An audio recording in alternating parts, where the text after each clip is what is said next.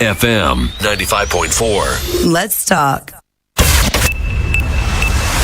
Live on TFM and the TFM Facebook page. This is the live feed of TTV. Let's talk.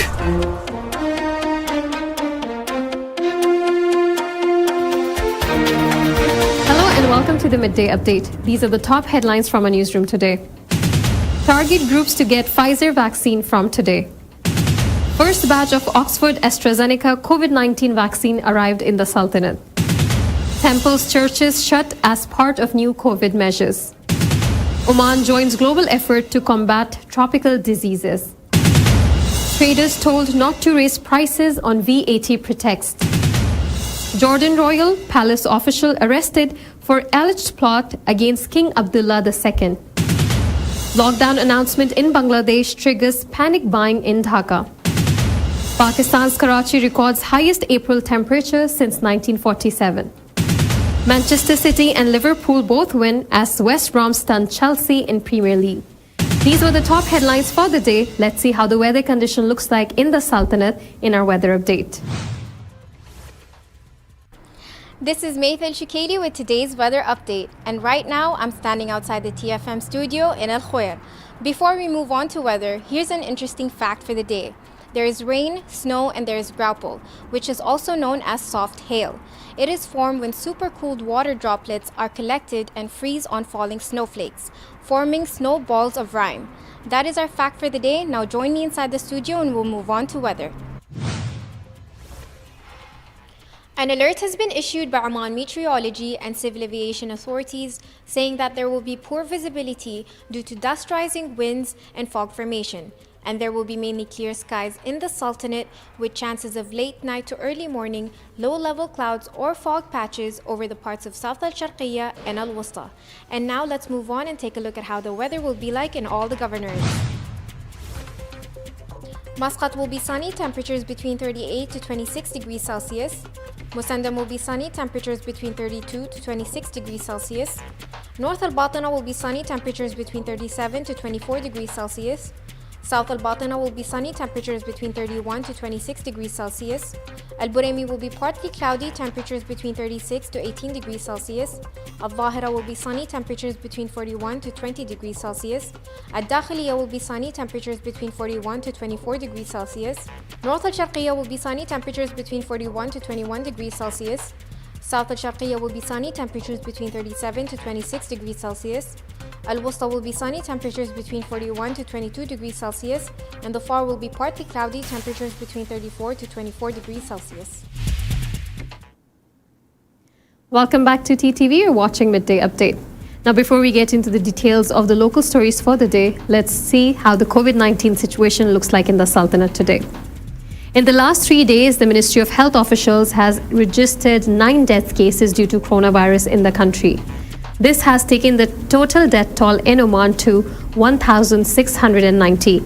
The health officials have also extended their deepest condolences to the families of the deceased. In addition to that, in the last 3 days, the Ministry of Health has also registered 3,139 new coronavirus cases. The total cases in the country have now touched 163,157, including 146,677 recoveries, as well as 1,690 deaths. In the past 72 hours, 2,038 recoveries were also reported. The ministry has urged everyone to adhere to social distancing instructions issued by the Supreme Committee and the Ministry of Health. And now from a local desk. The Ministry of Health has announced that the availability of Pfizer vaccine for the target groups against the COVID-19 virus starting from Sunday, April 4, 2021. A statement issued online by the Ministry of Health said, "We are pleased to announce the arrival of the Pfizer vaccine for the following target groups against the COVID-19 virus starting this Sunday, April 4th, 2021 for the following groups. Number 1, from the age of 60 years and above, regardless of whether they are healthy or suffer from any other diseases. Number 2, from the age of 18 years and above who suffer from kidney failure and other undergoing dialysis. Number 3, those suffering from chronic lung diseases, chronic obstructive pulmonary disease, moderate and high severity asthma, lung disease. The location and timings are as follows: from Sunday to Thursday between 7:30 a.m. to 2 p.m. at Kuriyat Health Complex. Now, the first batch of Oxford AstraZeneca vaccine has arrived at Muscat International Airport on Saturday, April 3, 2021. A statement issued online by Oman News Agency said, within the framework of the contract concluded between the Sultanate and the International Vaccine Federation, the first batch of the Oxford AstraZeneca coronavirus vaccine arrived at Muscat International Airport. Worshippers in the Sultanate of Oman will no longer be praying at temples or churches in the country until the foreseeable future as part of measures to stop the spread of coronavirus. It has been decided to temporarily bar people from entering these places of worship, and in the meantime, people are requested to pray with their families at home. The faithful are hence advised to avoid any group prayer meetings in private or public places, including homes and rented halls, encouraging them to stay at home and pray with their family members, said a circular issued by the parish priest of Saints Peter and Paul Catholic Church in Rui.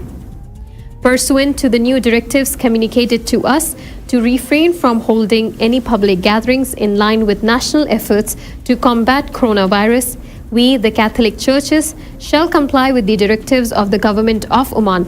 The church will remain closed from April 3, 2021 until further notice, he added. The gates of the temples in the country are also shut to outsiders as part of the regulations.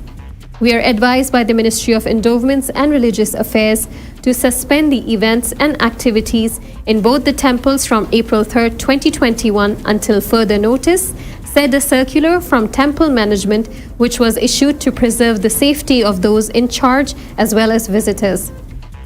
Further, please note that the gates of both the temples will be closed. We request all the devotees to understand the present situation and cooperate. Also, take precautions to stop the spread of coronavirus, added management. Oman and 2 other countries have joined hands to request the United Nations to do more to combat a group of more than 20 tropical diseases that affect 1.7 billion people across some of the most vulnerable regions of the world. These afflictions are commonly called neglected tropical diseases, known as NTDs, and severely affect the health of people in poor communities. They include conditions such as dengue, snake bites, sleeping sickness, trachoma, and leprosy. If not treated in time, these ailments can be fatal to those who suffer from them. As part of their efforts to call for increased awareness, the 3 countries, Oman, Brazil, and the United Arab Emirates, put forth a request in front of the World Health Organization to create an official day each year to mark these tropical diseases.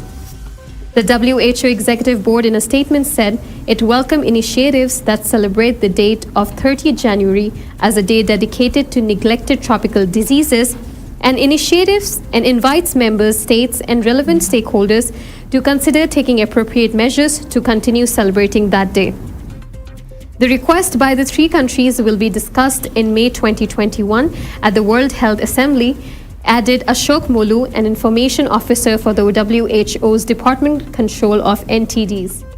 World NTD Day was celebrated for the 2nd time this year, and a positive vote at the Assembly will make it an official health day in the WHO calendar. Some efforts have already been taken to combat these diseases under the first NTD roadmap from 2012 to 2020. Progress was made by assessing the healthcare needs of poor and marginalized populations and increasing facilities across 5 areas of public health, including large-scale treatment, managing diseases that needed special focus, vector and ecology management, control of neglected diseases, and improved access to safe water, sanitation, and hygiene. In 2012, Oman became the first country in the world to be validated for trachoma elimination, paving the way for 9 other countries to do so.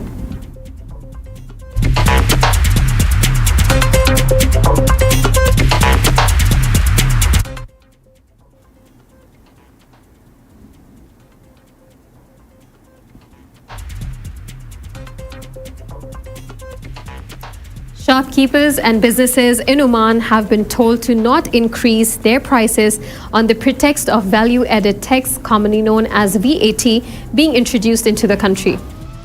With VAT expected to be rolled out on April 16, 2021, businesses that do attempt to increase their prices before this date can expect to meet strict punishment. Based on the warning issued by the tax authority regarding the imposition of value-added tax on April 16, 2021, the Consumer Protection Authority calls on all suppliers not to raise the prices of goods under the pretext of applying VAT before the specified date set on April 16, 2021, the government body said in a statement. It also added that the authority will take necessary legal measures against those who violate this. It also appeals to consumers to immediately report any violations.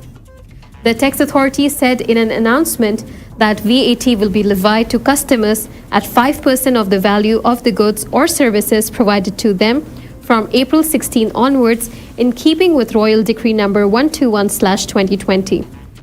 People who have queries about VAT and other tax-based issues can contact the tax authority on 24746996 or email them at info@taxoman.com. Alternatively, they can also visit taxoman.gov.om. This was all from our local desk. It's time for us to take a quick commercial break, but stay tuned as we have more updates coming your way from our international desk.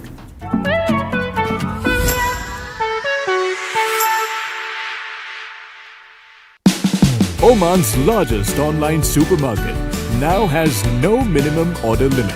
From grocery to household items, Rafiq has everything that you want. Enjoy worry-free shopping with over 8,000 products to choose from and get it delivered straight to your doorstep. Rafiq, you order, we deliver. It's about time we kicked COVID-19 out of our lives.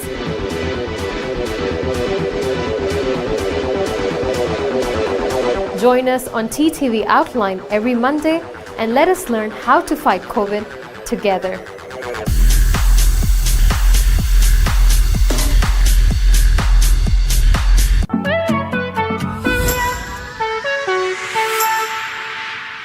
Welcome to TTV, you're watching Midday Update. And now from our international desk.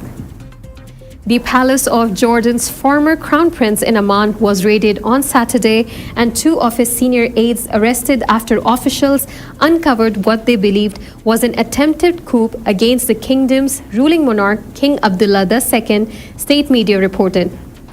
The arrested aides include Hassan bin Zaid, a member of Jordan's royal family, an envoy to Saudi Arabia, and Bassam Ibrahim Awadallah, a longtime confidant of King Abdullah.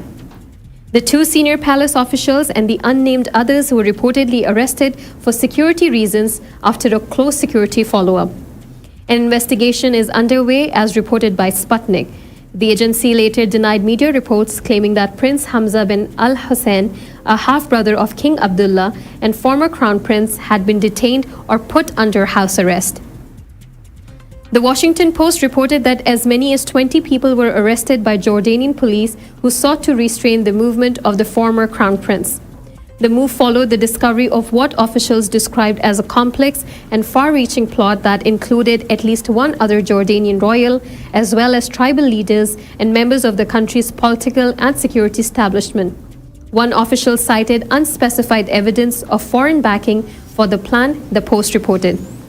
In a statement later on Saturday, the Jordanian armed forces confirmed the multiple arrests and said that Prince Hamza had been asked to cease all movements or activities that could be employed to target Jordan's security and stability.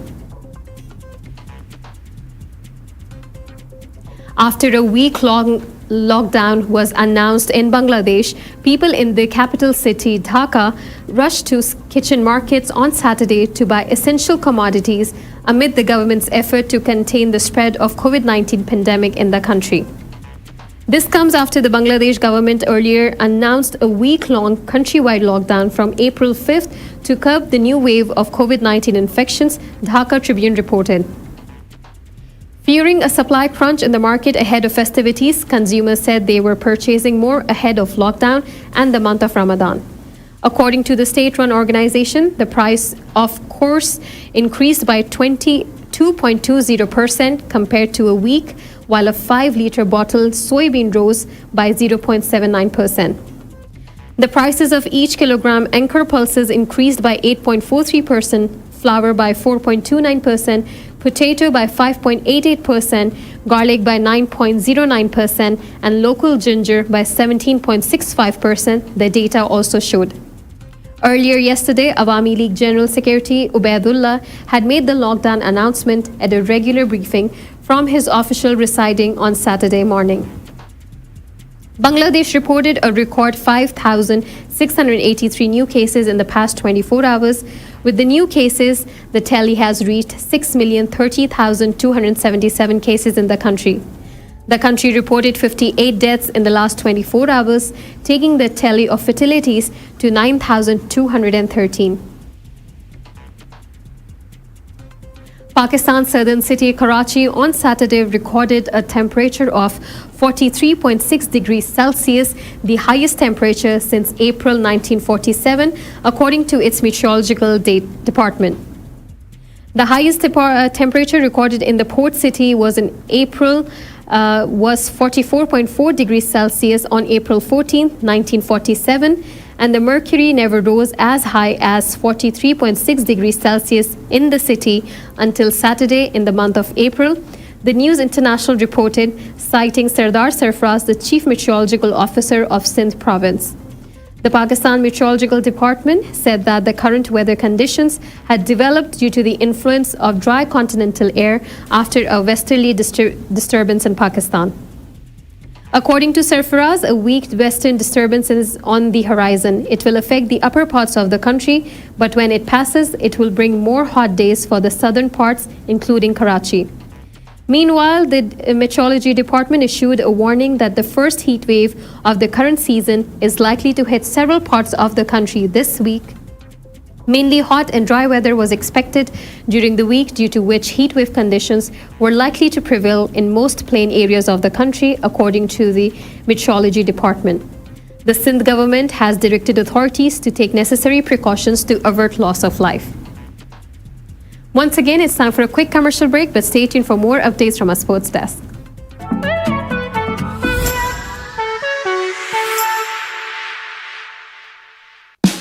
Oman's largest online supermarket now has no minimum order limit. From grocery to household items, Rafiq has everything that you want. Enjoy worry-free shopping with over 8,000 products to choose from and get it delivered straight to your doorstep. Rafiq, you order, we deliver. It's about time we kicked COVID-19 out of our lives.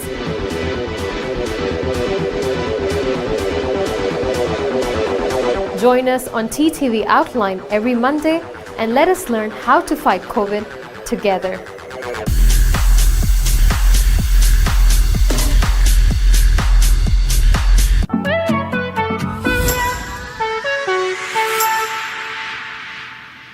Welcome back to TTV. You're watching Midday Update, and now from a sports desk.